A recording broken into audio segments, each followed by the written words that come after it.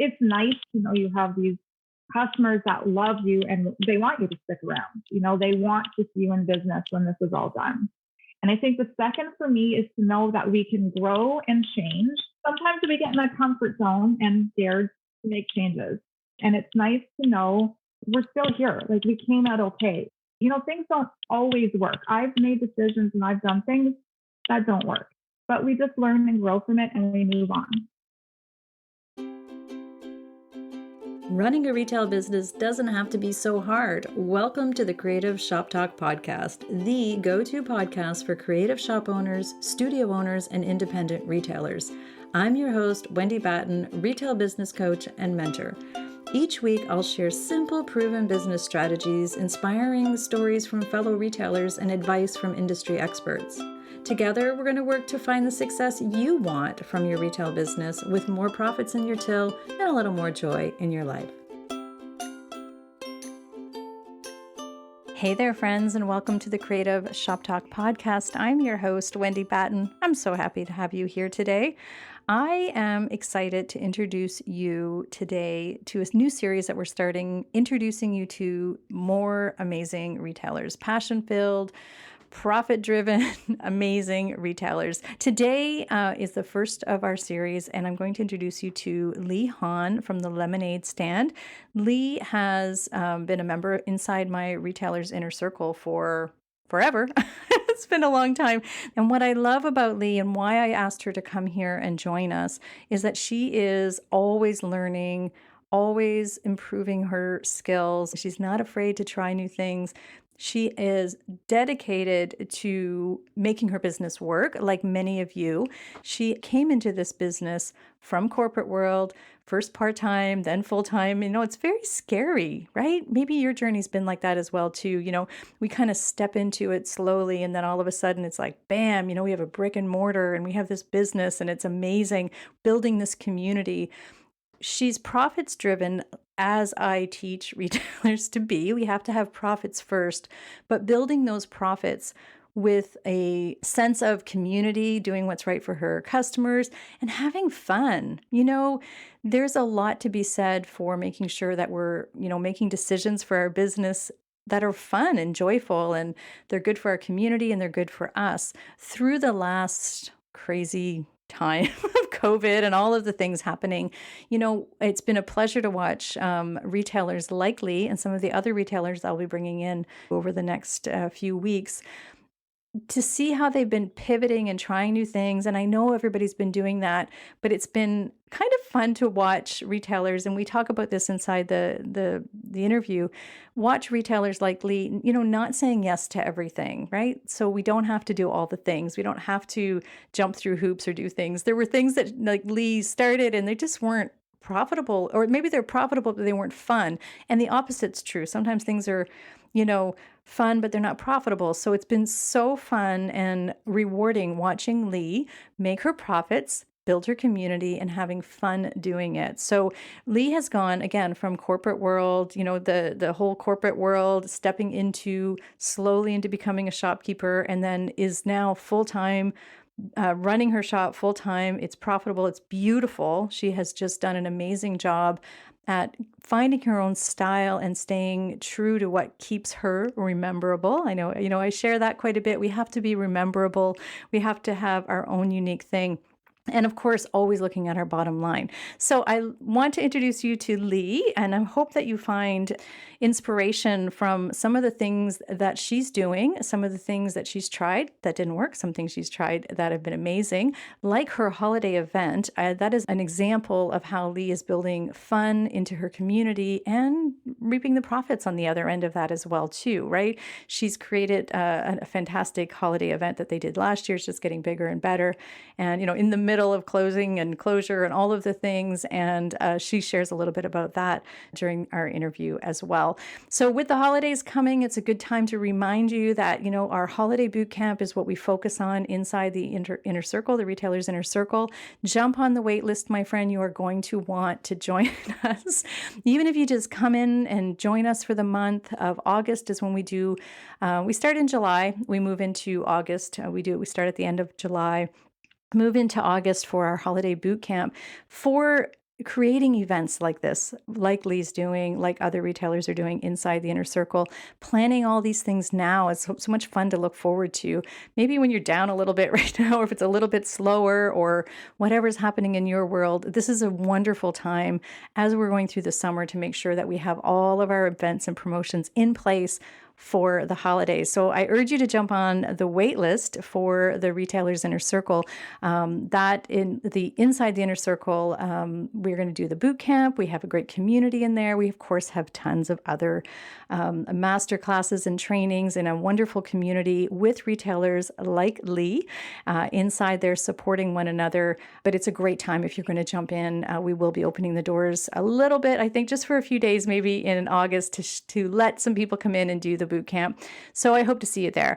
Let's get to it. I hope you enjoy the conversation that I have with Lee. I would love it if you'd leave us a review and let us know what your takeaway is from this episode. And let us know if you have any aha moments or anything that you're going to take away that Lee shares with you. So let's get to it, my friends. Thanks for being here.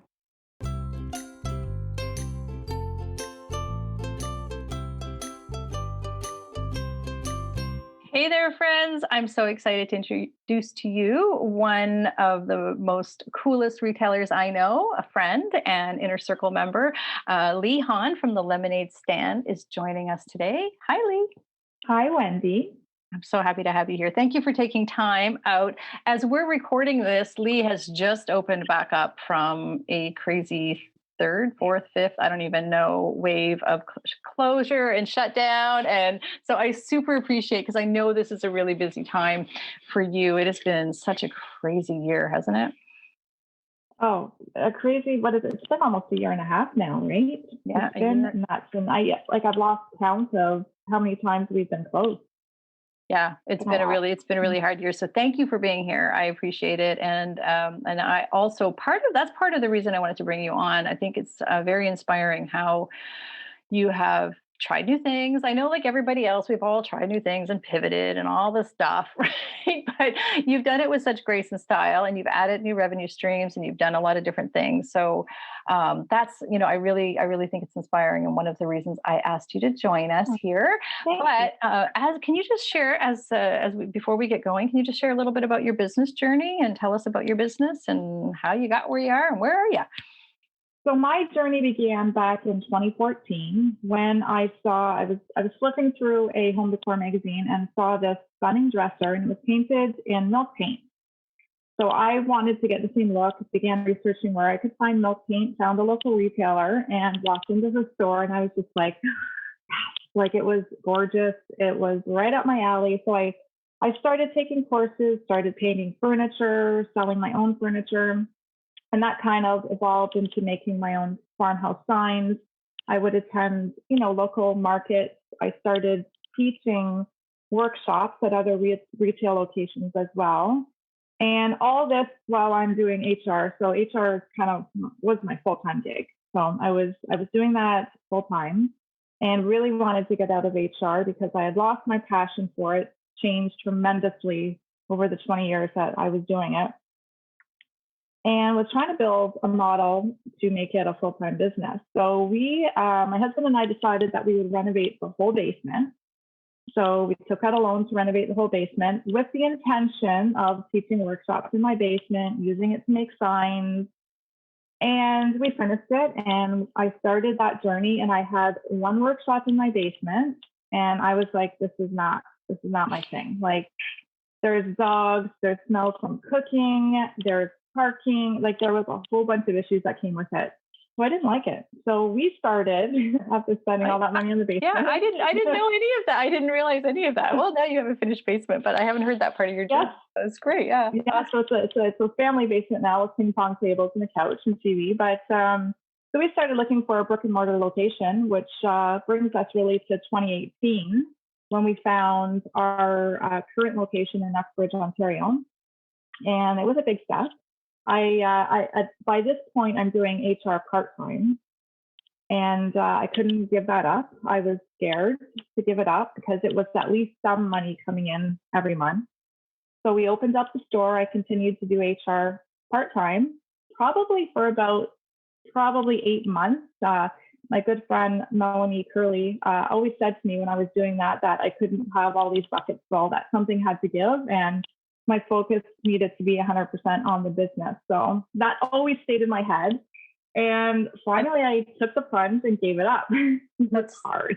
Still true, right? It's still true. We can't have Yeah. all these buckets full. And we've had Melanie on the podcast, so she's full of Yes, I've wisdom. So listened to it. I'm Yes, glad I that love you it. listened to her as well as that advice. Great advice. Yeah.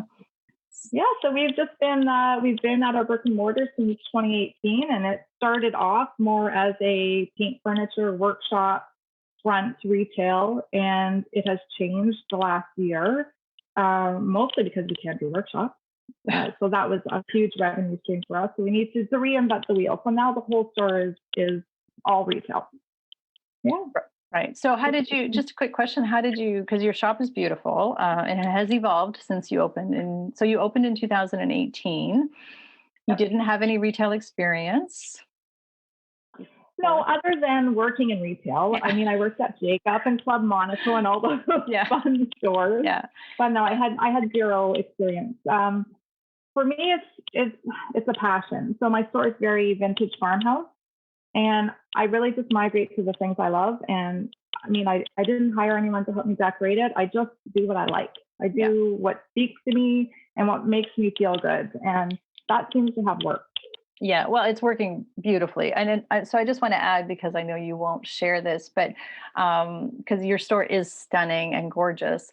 And your journey is similar. It's funny, I didn't know part of your journey, but it's, again, I often reference accidental entrepreneur. It's sort of following our heart and our passion, not doing it without a plan, right? It's not like jumping in, oh, I'm just going to willy-nilly open it, but really not. Sometimes people get stuck in the, I have to have a retail degree or, all of those things, but it's following your passion and using common sense and taking the leap of those big, hard, scary things. We talk about that a lot, I know, inside the inner circle. And confidence, it's hard to get that confidence. And it's great to surround yourself too. I want to pull on that as well, to pull that out of that conversation.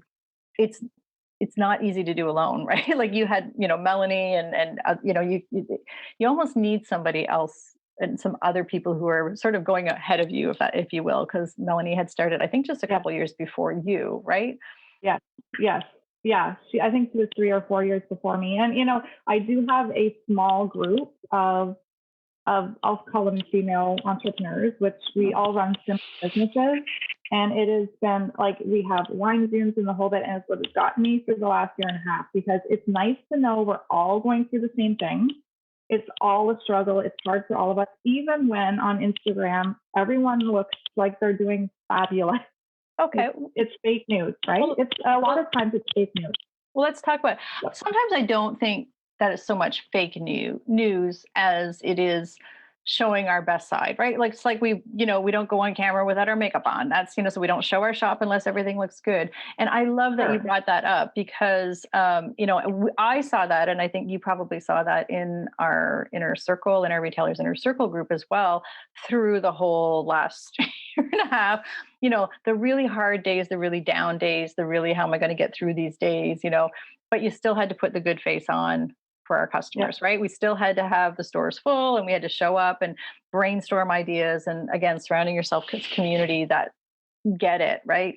But the best face forward thing, what's forward facing, what's public facing is what I like to say. What's public facing isn't always what's going on behind the scenes, right? If I lift my camera up right now and showed you what's going on the floor of my office, let alone like what's, and that thank you for bringing that up, because I think a lot of retailers see other retailers forward face. Right? Oh, well, she's got everything together. She's got it all. Everything's great in her world. Oh, she wouldn't understand, right?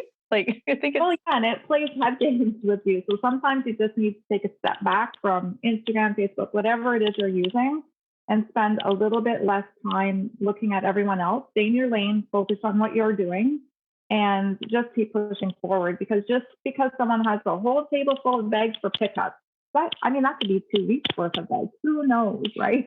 That's so Who true. knows? Yeah, it's so true. Comparisitis is what I call it, right? So it's just, we see everybody else. I can't tell you how many times. I like working one on one or even inside, again, inside the inner circle or anywheres that I talk to retailers and they're like, yeah, but I'm the only one struggling. Everybody else is doing curbside pickup or everybody else is super comfortable with Facebook Live sales but we all build up that stuff, right? So it's nice that Yeah. I think that's amazing that having a group to just to be honest Well, with, yeah. right? And talk about And you can, it's hard being a retailer. The people listening to this podcast get that. They're listening, yes, right? absolutely. Yeah. Well, So and that- even to share ideas, right? Like, what can you do, to keep growing through this time? So it's so nice to have that to bounce off of, and we have that in your group as well. It's not paintpreneurs anymore. the retailers inner circle, yes. We used to be I just always, paintpreneurs. We used to be just paintpreneurs, but we've expanded to so many other types of retailers. So yeah, you're right. Yeah. right, but you don't feel alone. Like, I can always go in that group and know, I can put something in there if I have a question or a struggle, and that group they get it. Yeah. They just get it. Yeah. To be honest, we've cultivated a good group of people, like a good group of Absolutely. supporters. There's no drama in there, so that kind of makes me happy. But so when you talk about your business, and I know there's struggles, there's always struggles, and again, I'm going to urge everybody to go look at your shop and follow you, at the lemonade stand, and it's just stunning what you've done. But you started with let's talk about this. Didn't tell you I was going to ask you this question, right? I told you it was going to be just like throw questions at Lee, but you started like most retailers with a couple of lines and an idea and some workshops, and you have grown and expand. What are some revenue streams and some different things that you've done, especially over the last year where we can do workshops, as you mentioned? So can you talk a little bit about how you've been engaging your customers and what some revenue streams are that you've been doing to keep things awesome? Sure. So yeah, we did have to change our buckets in the store, losing the workshops. And so what we did, first of all, was take the whole back of the store, turn it into retail. I added another paint line, which I was fortunate enough to be able to get because I hadn't been able to in the past, which helped significantly. We added a whole dried flower bar. So I saw dried flowers trending big time in Australia and follow all these different groups. And I'm like, why can't I do that? So we opened up half the studio to dried flowers. We have dried flowers hanging from the ceilings. It creates this whole ambiance when people walk in and they can smell all this lavender and, see it hanging on the ceilings. We added I'm going to call it a subscription box, but it's actually a premium box that's released 4 times a year. It's not actually a subscription, but when it's released, our newsletter subscribers get first dibs to get it, and then it's released to the public. And it's beautiful. I'm going to just say that your boxes are stunning. So again, not subscription box, but just because everybody's afraid of that, I just want people to listen, pay attention. It's beautiful. Yeah. Carry on. What else did you do? We also did add a subscription box service, which was like a do-it-yourself type kit. Right. So people would get 4 to 5 projects in their kit. Now, I recently made the hard decision to cancel that because there's just, first of all, too much going on, and I wasn't enjoying it. And another thing Melanie always tells me, I listen to her a lot because I really respect her. If you don't love it, you can let it go, right? So it took me a bit, and I had to explain it to my customers. But even the cost of wood went, like, it's gone nuts. Yeah. So for me, the time wasn't worth it. It just wasn't profitable anymore. But we did add that and have released, recently gotten rid of it. But we also added a candle line. So we have our own candle line that we added, which has been doing very well. It's in like mini paint cans. So it kind of fits into our paint studio concept in the back. Yeah, stunning. Again, stunning. Well done. Yeah, well done. Yeah, so those are the main. I mean, of course, we have our home decor in the front. We have the bath and body. We do all that kind of stuff. And I've migrated a lot more to the home decor. I started off kind of with a different variety of things, and I've really zoned in on the last 3 years of what the customers are looking for and what they want based on their buying trends. So we are primarily farmhouse home decor.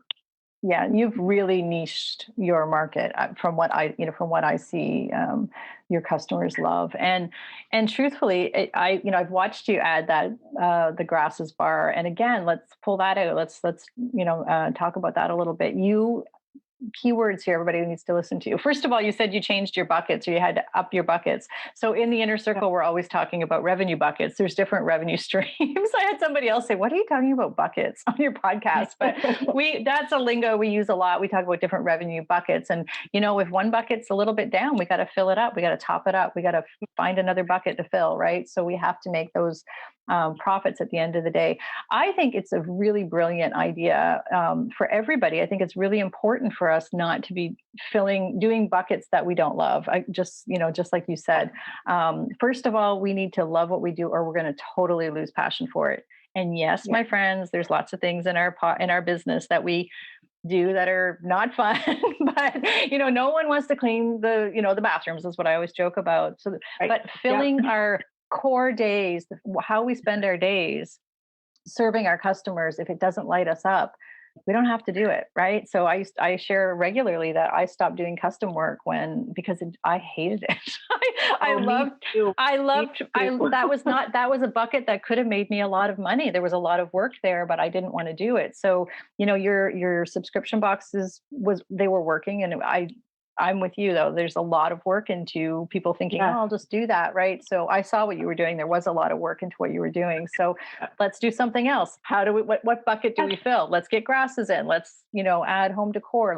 You've really amped up your offerings online as well too. I've seen, really, and spending that time maybe that you would have been, I don't mean wasting, but the time that you would have been,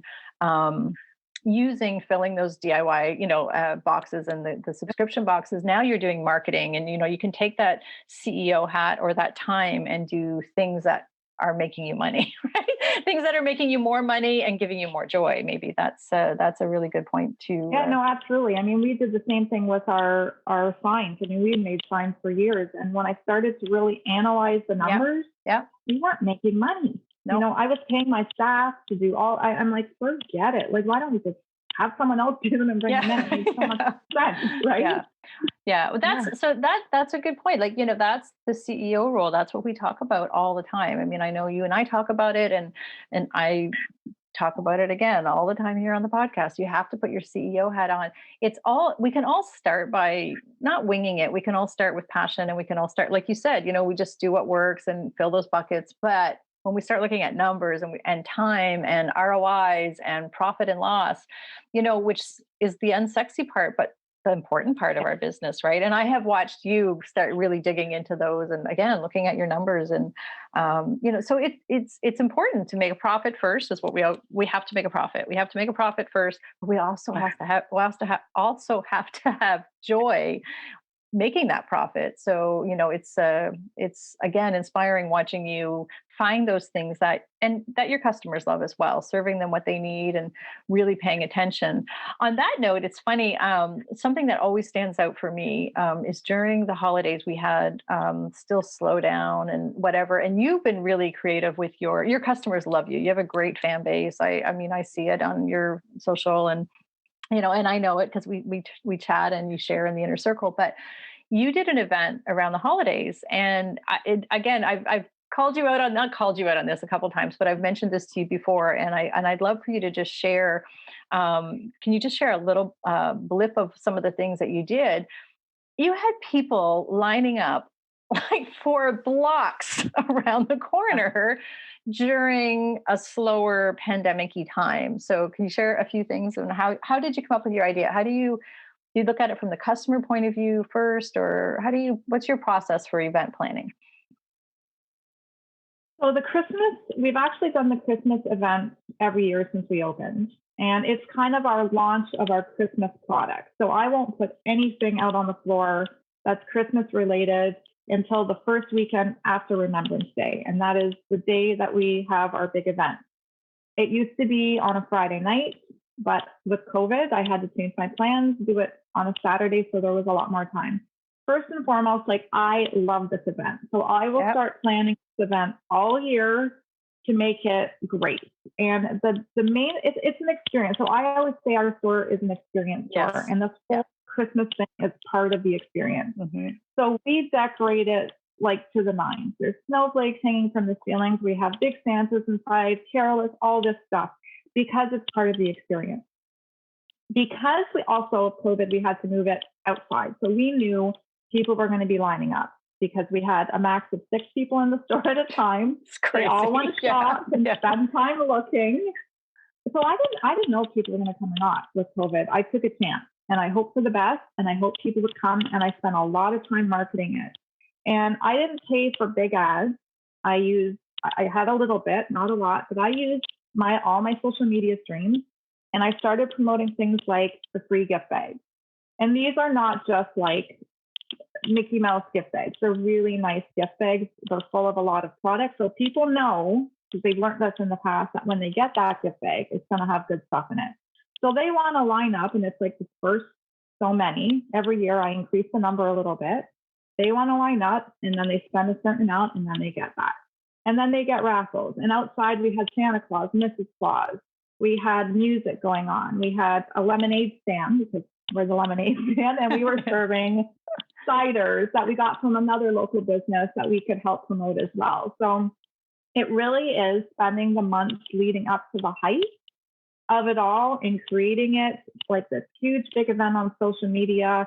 I also, before that event, do a 12 Christmas giveaway thing. So every day I'll do a giveaway for one product in the store, and people have to tag and comment, and it just helps build it up. And then all of a sudden I'm like, by the way, our event is here. So you've gotten all those new followers, and now you've introduced them to the event as well. Yeah. So yeah, I mean, I'm just passionate about that event. I love it. I love Christmas. I love the smells, the decor, everything. So I really try and play that out in the store for the experience for the customers.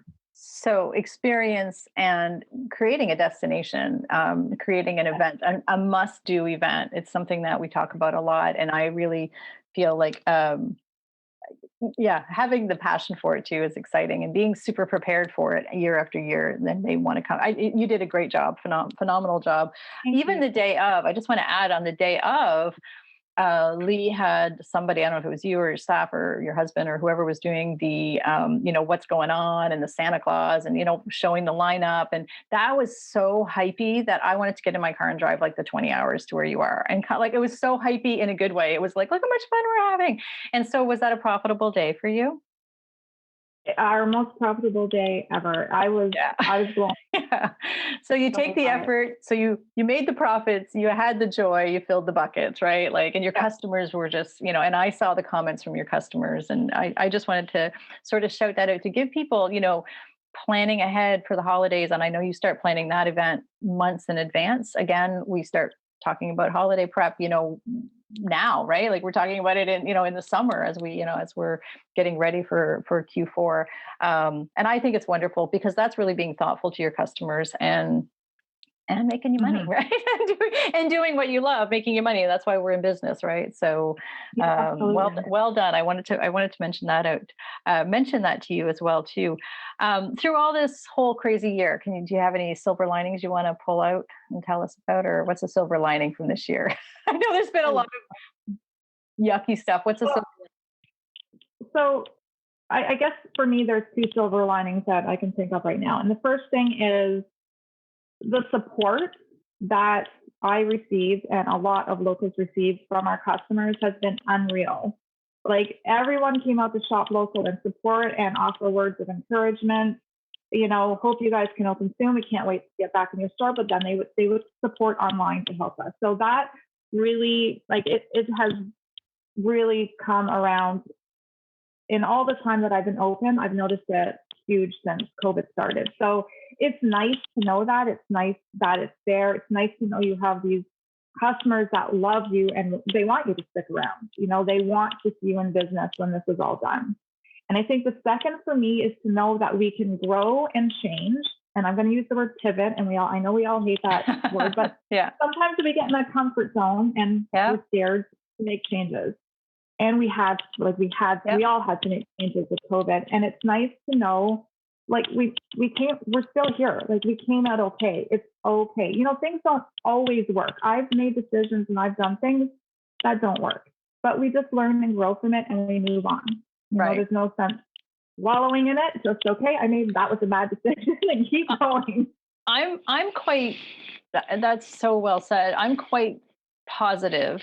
I would say that I'm positive that retailers that have made it through this year with Mhm. their foundations are stronger. Like I feel like, even if it's just mentally, we know we can do hard Yeah. things now.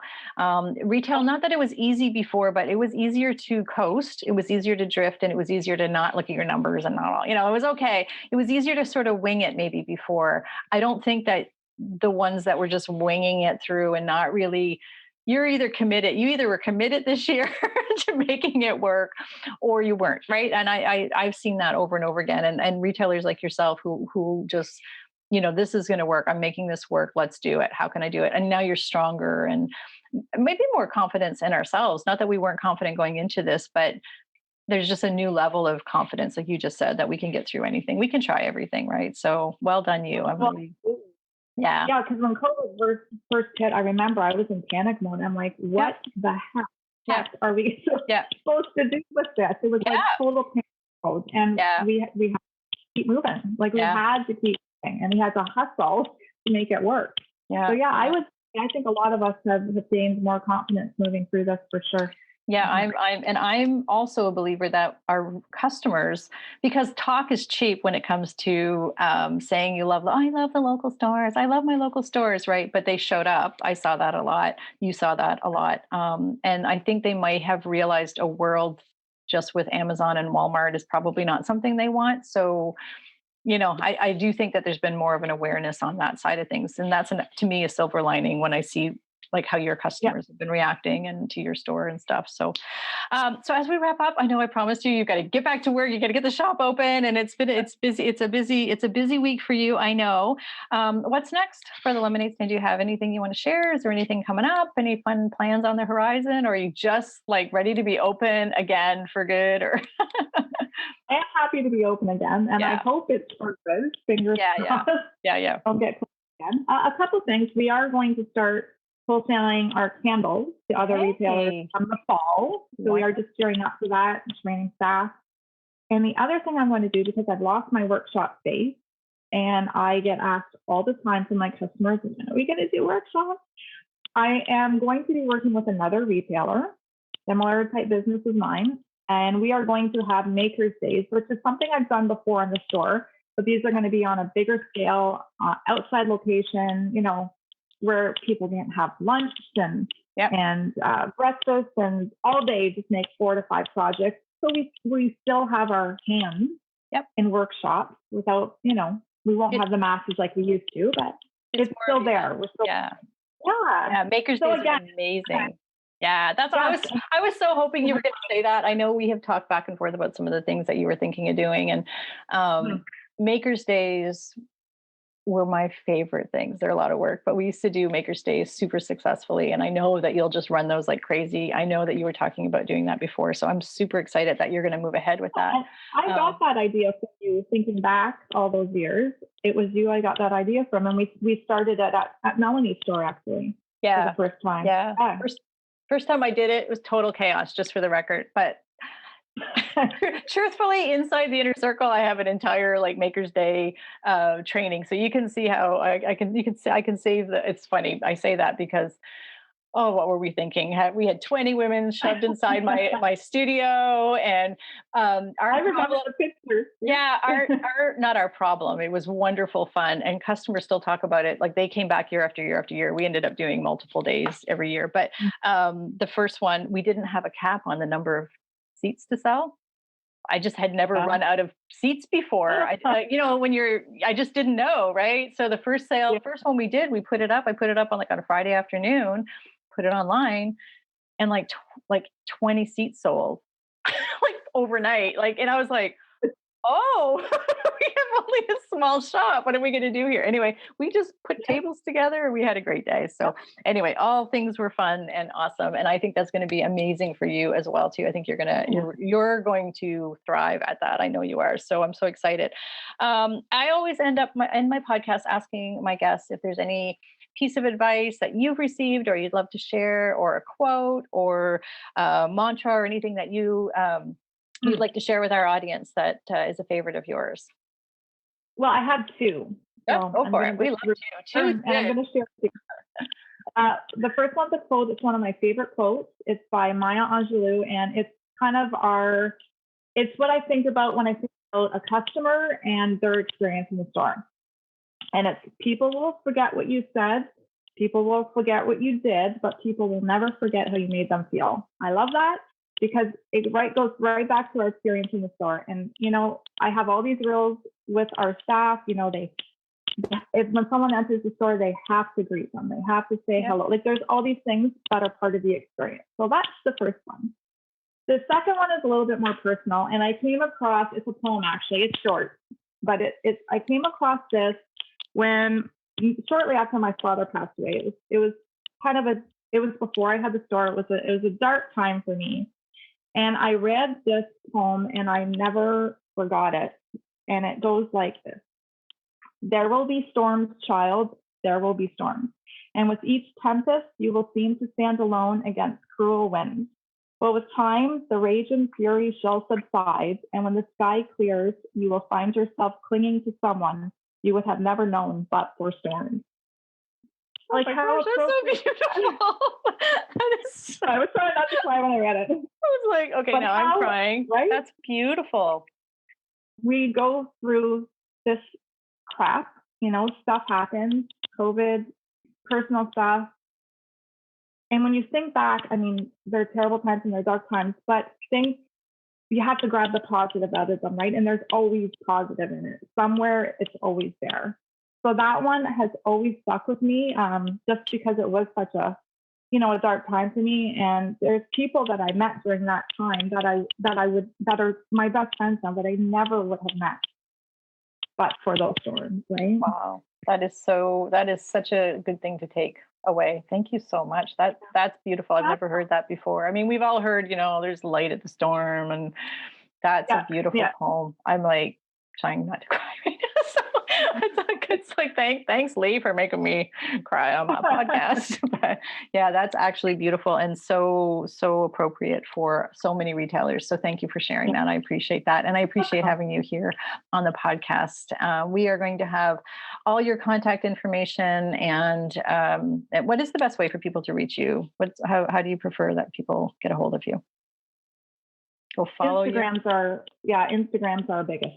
Instagram's your jam. Yeah. Your Instagram feed is beautiful. I'm learning new things. I'm taking real courses, trying up my game. You're doing a beautiful job. Yeah. So wonderful. Thank you for being here. And here's to no more lockdowns, no more storms on that front. We know there's going to be more entrepreneurial storms, but here's like hoping that things are just good now with the COVID thing. We just don't want to talk about pivoting that because of that anymore. So thank you for taking time for being here with me. I truly appreciate you and our friendship and having you inside the inner circle. So thank you so much. Thank you so much for having me. Well, that's it for this week's episode of the Creative Shop Talk podcast. I'm so glad that you're here to join us this week, and I hope you found value in what we're sharing here. I want to remind you that our website has all of the show notes. You can find it at wendybatten.com/podcast. Everything that you need to hear about today's podcast is there. Also an opportunity if you need to reach out to me. If I can support you in any way whatsoever, please feel free to reach out. Make sure you join our Rockstar Creatives Facebook group. We will continue the conversation over there weekly. So thanks for joining us. Please leave a review, subscribe if you can, and never miss an episode. We hope to see you back here again next week. Thanks, my friend. Have a great week.